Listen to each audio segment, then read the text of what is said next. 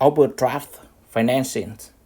You see one type of project finance, and the overdraft account. This account allowed to have either positive or negative balance. All of us have a bank account, and as you can see, if your balance is negative, you get a charge, a fee, and that we don't like it. But for the overdraft financing, with that overdraft account, it allows positive or negative. So even negative, it will not be charged. Only the interest, not the fee itself. Something that our personal checking account will get. So overdraft financing normally used for the short-term project finance. What is that? We talked in the previous video. Long-term finance, normally called mortgage during the operation of projects. For the short-term project finance, we use during the engineering and construction before it finishes and turn over for operation and maintenance. So with that one, how does it work for the overdraft financings? So let's use a few terms that we have it in here. The first one is we're talking about the net cash flow at period T. The net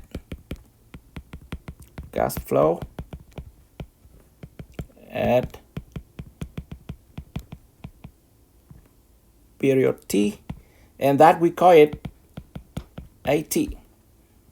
And in this case, for the equation, we have AT A sub T, so that is the net cash flow at period T equal to any receipt, and we in the book call it PT, so that basically the receipt minus all the payments, and that is spent, ET. So let's define that here. This is any receipt that we have. And that one, any payments, any payout.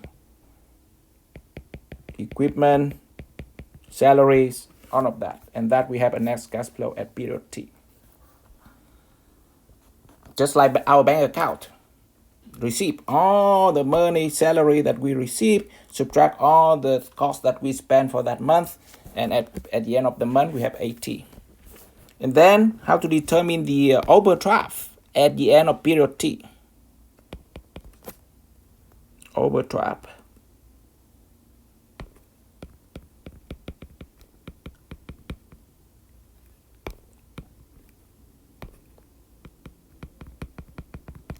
At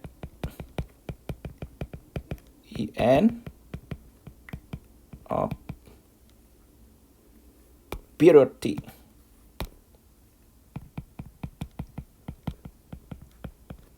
For example, at the end of the month, and that we call MT, that is overdraft. And for years, it determined by the cumulative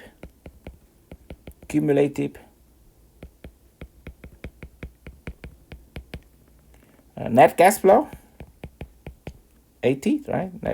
Net cash flow to the end of period T, to end of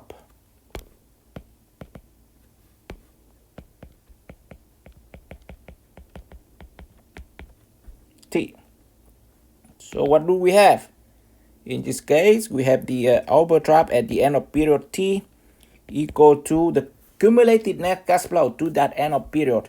So what do you have in the previous periods, T minus 1? And of course, with that overdraft, the bank will charge you the money, and that is plus 1 plus I. So that is including the interest that they charge you for the balance in the previous month or previous period, plus whatever the net cash flow for the current period, AT. Just same like if we talk about TE at the end of this month, so whatever we have in our credit card previous month, that is N T minus 1, they will charge your interest, so 1 plus I plus what you spend in the credit card this month, AT. So that will be the overdraft.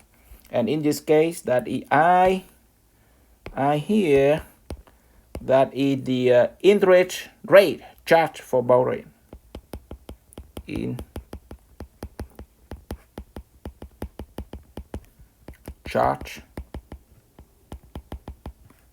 for we borrowing money to do the finance the project, so for borrowing. And this account it will be closed when the empty positive. It means that the project already returned on the money from the borrowing, so they will not charge you the interest. So it's no more overdraft. So account close when the overdraft at the end of that period is become positive. It means that we already pay off on the loan for the money we finance for this short-term project finance, so it become positive.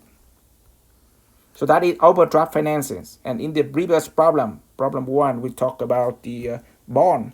Then the next lesson video we use these two methods to evaluate which option is better in one scenario. That is problem 2.